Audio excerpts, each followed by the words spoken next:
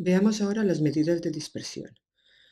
Para hacer un estudio estadístico, las medidas que hemos visto antes de centralización, la moda, la media o la mediana no son suficientes para describir el conjunto de todos los datos.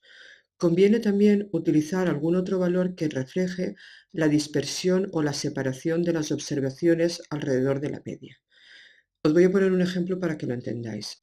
Imaginaros que hacemos un par de exámenes de matemáticas y un alumno tiene unas notas de un 5 en el primer examen y un 5 en el segundo examen. Si calculamos la nota media, estamos todos de acuerdo en que esa nota media es de 5. Pero otro alumno saca en el primer examen un 0 y en el segundo examen un 10. Si calculamos la nota media, podemos observar que esa nota media también es de 5, pero en cada uno de estos casos los datos están distribuidos de una forma totalmente distinta. En el primer caso, 5, 5, los dos datos están juntos, son el mismo dato de hecho, y en el segundo caso, 0, 10, están tan separados que están lo máximo que se puede estar separados. Por eso os comentaba que no es suficiente con dar el valor de la media, porque en este caso la media es exactamente la misma, coincide en los dos casos, pero las distribuciones son muy diferentes. Tenemos que dar otro valor que lo complemente. Ese otro valor nos va a marcar la separación de los valores. Fijaros que en el primer caso no hay separación, la separación es de 0, y en el segundo caso de 0 a 10 tenemos una separación de 10 puntos entre ambas notas. Vamos a ver, por lo tanto, estas medidas que nos miden la separación o la dispersión de los valores. Veamos tres de ellas. Llamaremos rango, o también se llama recorrido, a la diferencia entre el mayor valor menos el menor valor de la distribución. Esta medida es bastante fácil de calcular, pero en cambio es poco útil y no se suele utilizar casi nunca. Si ponemos, por ejemplo, la tabla que teníamos desde el principio del tema, que sería la de los matrimonios a los que le preguntamos por el número de hijos, voy a ponerla aquí.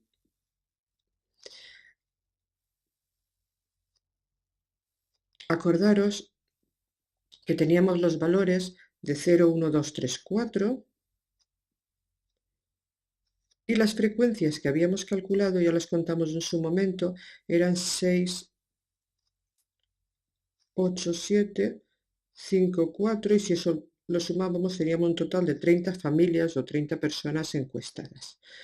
Pues si nos fijamos en esta tabla que acabo de poner, el mayor valor es 4, el valor más pequeño es 0, así que el rango sería restar el mayor del menor, 4 menos 0, 4. Eso nos dice que hay un recorrido de 4 puntos entre el valor menor y el valor mayor. Pero ya como os he dicho, esta medida no se utiliza demasiado. Las medidas que sí que se utilizan mucho son la varianza y la desviación típica. Veamos un ejemplo para entender cómo voy a calcular la varianza. Imaginaros que en una asignatura realizamos 3 exámenes y las notas de esos 3 exámenes son un 4, un 6 y un 8. Voy a ir poniéndolo aquí, un 4, un 6 y un 8. Si calculo la nota media tendré que sumar 4 más 6 más 8, eso da 24, dividirlo por el número de valores que son 3 y tengo una nota media de 6. Calcular la separación o la desviación de estos valores respecto a la media sería simplemente coger cada uno de estos valores, restarlo de la media. Fijaros que si el 4 lo resto de la media me da 2,6, me da 2.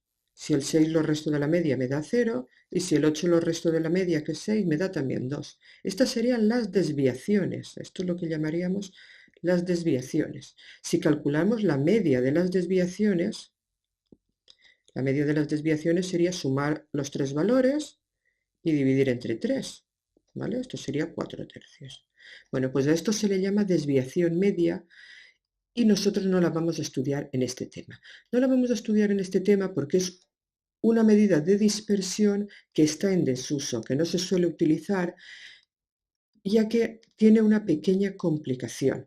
Este pequeño problema que tiene es que fijaros aquí, cuando yo he hecho la resta, para calcular esta desviación os he dicho, restamos el valor de la variable menos la media. Y si yo resto 4 menos 6, Fijaros, este valor 4 menos 6 no me da 2. Yo he puesto un 2, pero no me da 2, me da menos 2. Si yo resto 6 menos 6 me daría 0, y si resto 8 menos 6 sí que me daría 2. Si calculara la media de las desviaciones correctamente, aquí en lugar de un 2, fijaros donde estoy marcando aquí, en lugar de un 2 tendría un menos 2, y aquí en lugar de un 4, lo tachamos, me quedaría menos 2 más 2, 0 entre 3, 0. ¿Por qué? Porque los positivos anularían, que son estos de aquí, anularían a los negativos y nunca tendríamos desviaciones. Entonces lo que hacemos en realidad es lo que he hecho yo antes, los números negativos pasarlos a positivos y así no tendríamos problemas. Pero a la hora de calcular cómo se pasa un número negativo a positivo, pues hay dos opciones. O bien sacamos valor absoluto, que es lo que yo he hecho, pero esto es un poco más difícil a la hora de hacer cálculos con instrumentos electrónicos, con calculadoras, con ordenadores a la hora de programarlo. Entonces se optó por otra opción, que es elevar al cuadrado. Si nosotros elevamos al cuadrado un número, siempre se convierte en positivo y con eso conseguimos evitar los números negativos. Si elevamos al cuadrado, voy a borrar esto que he puesto aquí abajo.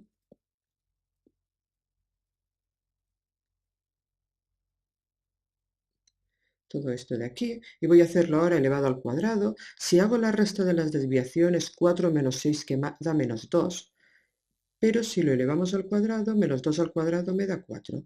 Ahora, el siguiente, 6 menos 6 me da 0, si lo elevamos al cuadrado da 0, y 8 menos 6 da 2, y si lo elevamos al cuadrado da 4. Y si ahora calculamos la media de estas desviaciones, que no son las desviaciones, sino son los cuadrados de las desviaciones, si calculamos la media de estos cuadrados de estas desviaciones, sería 4 más 0 más 4 entre 3.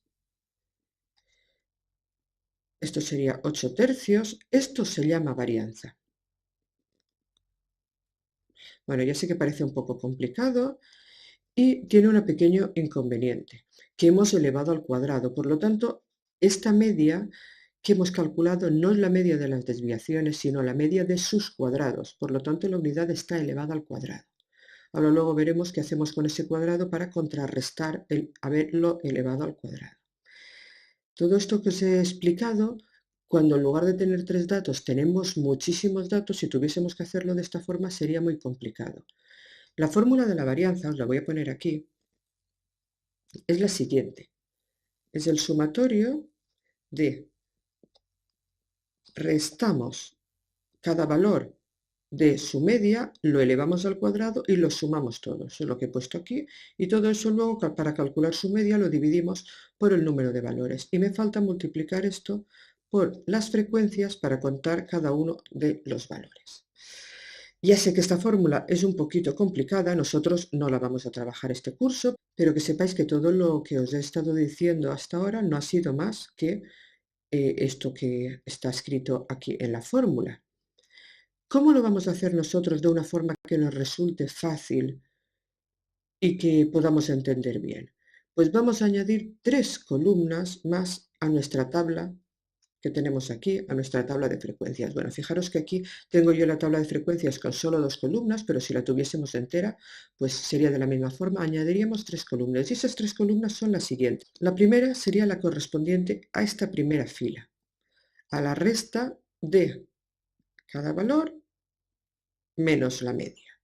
Entonces la primera columna sería simplemente hacer cada valor menos la media, x sub i menos x media.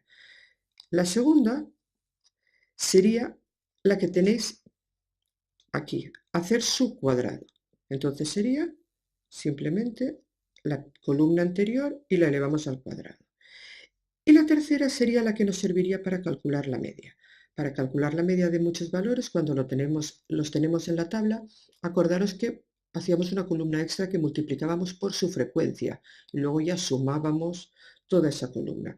Por lo tanto, esta otra columna será multiplicar esta columna anterior por su frecuencia.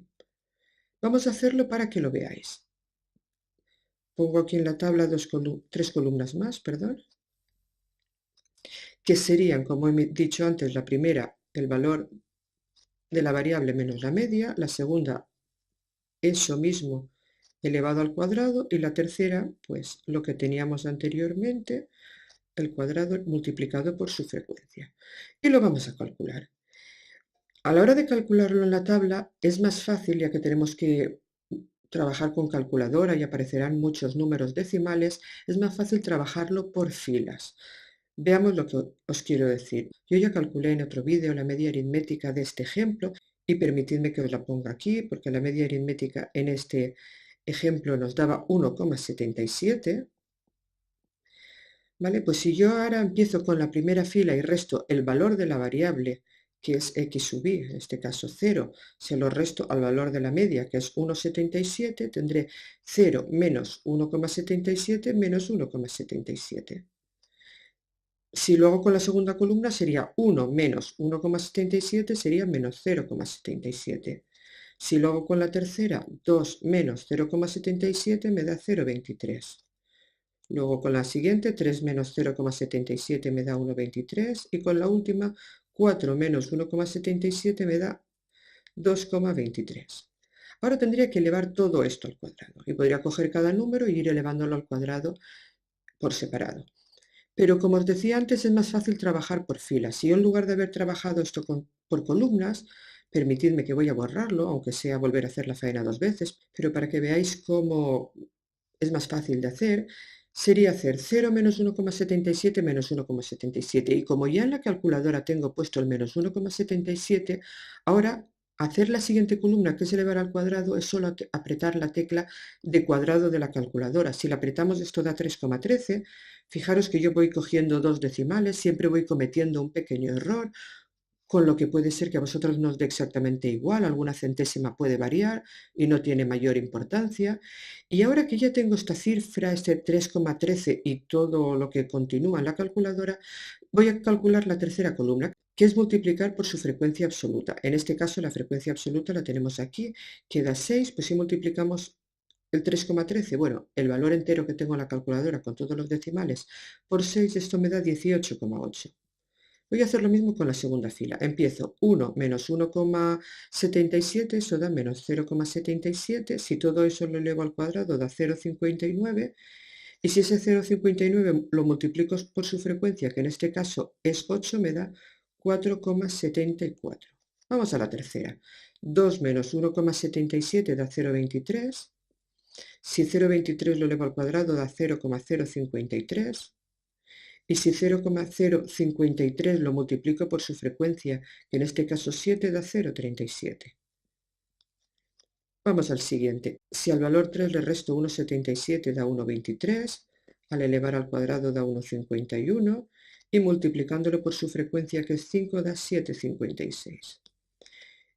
Y ahora el número 4, si le resto 1,77 da 2,23, al elevar al cuadrado da 4,97 y eso multiplicado por su frecuencia, que en este caso es 4, da 19,89. Esto lo que tenéis que hacer tranquilamente y poco a poco con la calculadora en la mano. Sé que son muchas operaciones, no es difícil, pero sí que es un poquito largo. Cuando ya tenemos estas tres columnas completas, ahora tenemos que hacer la media y esto simplemente se basará en sumar esta última columna, 18,8 más 4,74 más 0,37 más 7,56 más 19,89, eso da 51,36 y la varianza no será más que este número dividido por el número de valores totales, que lo teníamos aquí, que era 30. Si hacemos esta operación, 51,36 entre 30 me da 1,74. Y esto sería la varianza. Pero recordad que os he dicho antes que la varianza son unidades elevadas al cuadrado, porque hemos elevado al cuadrado. Entonces no podríamos comparar este inconveniente que tiene la varianza, de que no tiene las mismas unidades que los datos, ya que tiene las unidades elevadas al cuadrado, la podemos subsanar de una forma muy fácil, definiendo una nueva medida de dispersión que sí que esté ya dada en las mismas unidades de los datos, que la vamos a llamar desviación típica.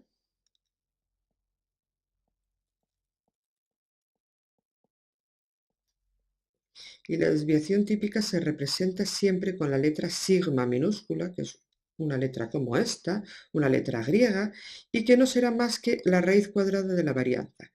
La varianza no lo he dicho antes, pero siempre se suele representar con las letras bar. Como en este caso la varianza nos había dado 1,71, si hacemos la raíz cuadrada de 1,71, eso nos da 1,31. Y esta medida sí que ya nos sirve para comparar la desviación porque sí que ya está dado en las mismas unidades. Es importante que entendamos el significado de estas medidas de dispersión.